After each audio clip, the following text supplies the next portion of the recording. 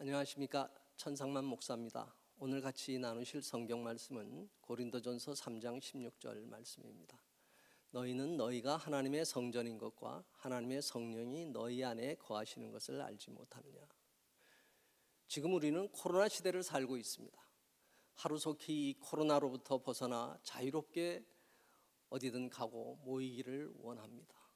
그러나 교회들은 정부의 방역 지침에 협조하고자 주일에도 모든 교인들이 현장 예배를 드리지 못하는 상황을 계속 맞고 있습니다.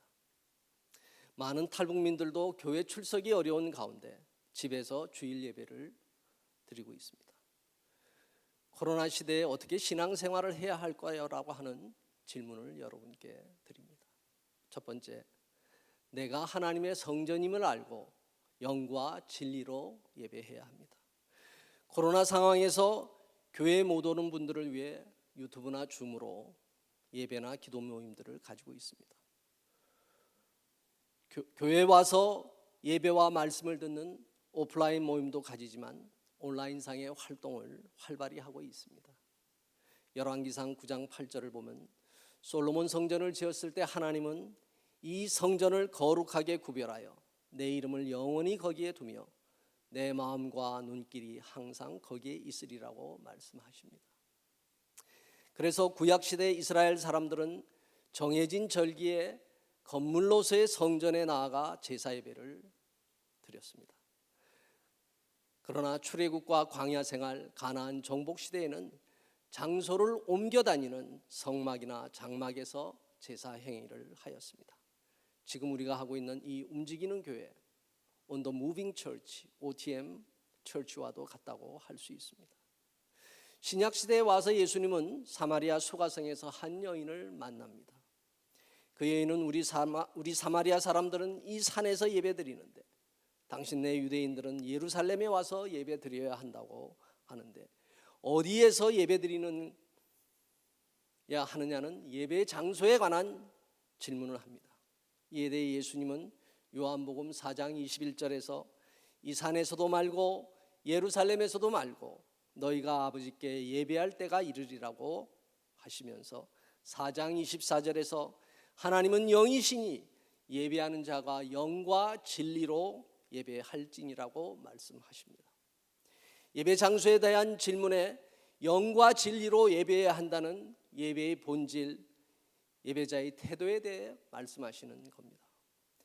본문에서는 너희가 하나님의 성전이라고 말씀하십니다.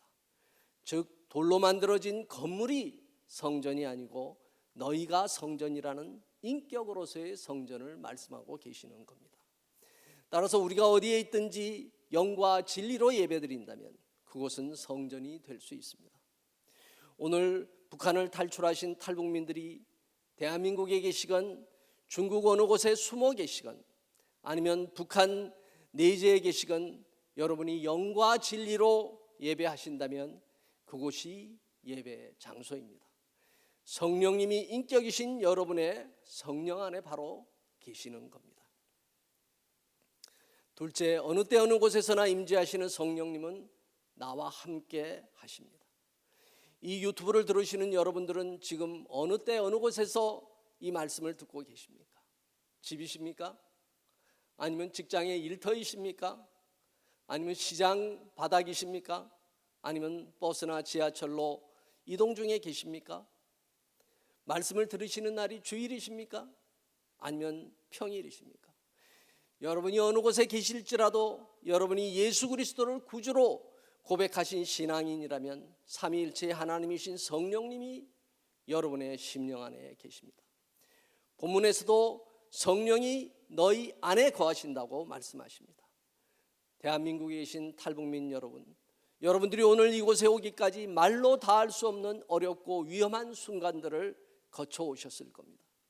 여러분이 북한의 고향에 계셨을 때나 두만강이나 압록강의 조중국경을 건너셨을 때나 중국의 어느 도시의 쉼터나 산골 마을에 계셨을 때나 중국 남방으로 이동하여 베트남이나 라오스의 메콩강을 건너셨을 때나 태국의 난민 수용소에 계셨을 때 혹은 내몽골 지역을 거쳐 몽골의 수용소에 계셨을 때 하나님은 여러분과 함께 계셨습니다.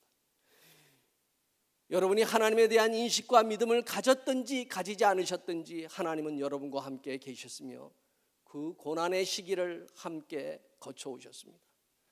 시편 기자인 다윗은 시편 23편 4절에서 내가 사망의 음침한 골짜기로 다닐지라도 해를 두려워하지 않을 것은 주께서 나와 함께 하심이라.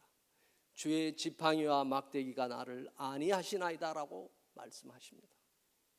하나님은 무소부재하십니다. 언제 어느 곳에서라도 여러분과 함께 계십니다. 위험하고 고통스러운 순간일수록 주님이라고 부르짖어 보십시오. 마음속으로든지 아니면 소리를 내실 수 있는 자리라면 힘껏 소리질러 외쳐보십시오. 그러면 함께 하시는 하나님이 여러분에게 평안을 주시고 담대함을 주실 겁니다. 이것이 신앙의 기본입니다. 성령님은 두려움 가운데 평안을 주시는 분입니다. 셋째, 온라인에서도 성령님은 우리에게 기름 부으시고 역사하십니다. 예수님이 십자가에 처형당하신 후 제자들은 두려움에 처해 있었습니다.